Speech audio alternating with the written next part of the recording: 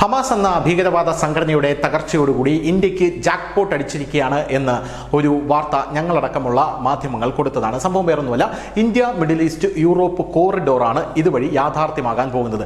അങ്ങനെയാണെങ്കിൽ ഇന്ത്യയിൽ നിന്ന് യൂറോപ്പ് വഴിയുള്ള ഒരു സാമ്പത്തിക ഇടനാഴി ഇന്ത്യക്ക് ഉണ്ടാകും. പല രാജ്യങ്ങൾക്കും അത് വലിയ രീതിയിൽ ഉപകാരപ്പെടും. ഇന്ത്യയിലേക്ക് വലിയ നിക്ഷേപവും വ്യാപാര ബന്ധത്തിന്റെ ഒരു ആഗോളവൽക്കരണവും യൂറോപ്പിലേക്ക് ഉണ്ടാകും എന്നുള്ള കാര്യത്തിൽ തർക്കമില്ല. ഇത് ഇന്ത്യയെ സംബന്ധിച്ച് സുപ്രധാനമായിട്ടുള്ള ഒരു കാര്യം തന്നെയാണ്.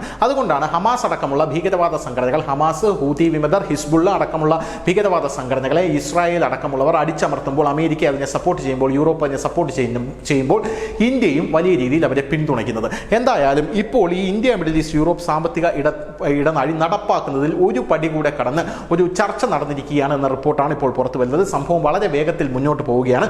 ഷിപ്പിംഗ് ലൈനുകൾ ഉൾപ്പെടെയുള്ള പങ്കാളികളെ കുറിച്ച് ഇപ്പോൾ ഒരു ചർച്ച നടത്തിയിരിക്കുകയാണ്. ഇന്ത്യയും UAE-യുമാണ്, യുണൈറ്റഡ് അറബ് എമിറേറ്റ്സുമാണ് ഇപ്പോൾ ചർച്ച നടത്തിയിരിക്കുന്നതെന്നാണ് അറിയാൻ സാധിക്കുന്നത്.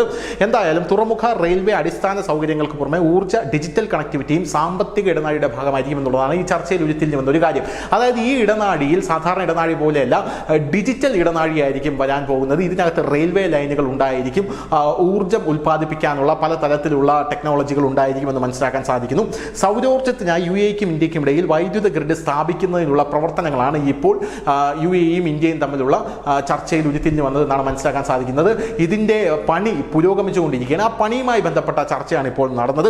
പദ്ധതി നടപ്പിലാക്കുന്നതിനുള്ള പ്രാരംഭ പ്രവർത്തനങ്ങൾ ഊർജിതമാക്കാനുള്ള തീരുമാനം യോഗത്തിൽ ഉണ്ടായെന്ന് റിപ്പോർട്ടുകൾ പറയുന്നു.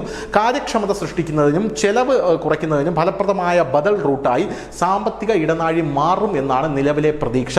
എന്തായാലും മുൻ യോഗത്തിൽ എന്ന പോലെ ഇന്ത്യയിൽ നിന്നും UAE-യിലേക്കും അവിടെ നിന്നും മറ്റു രാജ്യങ്ങളിലേക്കുമുള്ള ചരക്ക് നീക്കം വേഗത്തിലാക്കാനുള്ള ചർച്ചകൾ ഇതിനകത്ത് വന്നുവെന്ന് നമുക്ക് മനസ്സിലാക്കാൻ സാധിക്കുന്നു. കേന്ദ്ര തുറമുഖ, ഷിപ്പിംഗ്, ജലപാത മന്ത്രാലയം സെക്രട്ടറി ശ്രീ TK രാമചന്ദ്രന്റെ നേതൃത്വത്തിലുള്ള ഇന്ത്യൻ പ്രതിനിധി സംഘമാണ് UAE-യിലെത്തി ചർച്ച നടത്തിയത് എന്നാണ് മനസ്സിലാക്കാൻ സാധിക്കുന്നത്. എന്തായാലും 2023 സെപ്റ്റംബറിൽ ഡൽഹിയിൽ നടന്ന G20 ഉച്ചകോടിയുടെ ഭാഗമായിട്ടാണ് ട്രാൻസ് കോണ്ടിനെന്റൽ കണക്ടിവിറ്റി പദ്ധതിയായ India east Europe economic corridor IMEEC ഇതിന്റെ നടപ്പിലാക്കാൻ തീരുമാനിക്കുന്നത്. എന്നാൽ ഇസ്രായേലിൽ വലിയൊരു സംഘർഷം, മിഡിൽ ഈസ്റ്റിൽ വലിയൊരു സംഘർഷാവസ്ഥ ഉടലെടുത്തതിനെ തുടർന്ന് ഇത് ഭാഗികമായി ഇന്ത്യ നിർത്തിവെക്കുകയായിരുന്നു. അപ്പോഴും ഉപേക്ഷിച്ചിട്ടില്ല. ഇപ്പോൾ ഇതിന്റെ പണി പൂർവാധികം ശക്തിയോടുകൂടി മുന്നോട്ട് കൊണ്ടുപോകാനാണ് ഇന്ത്യയുടെ തീരുമാനം. News desk, news India Malayalam.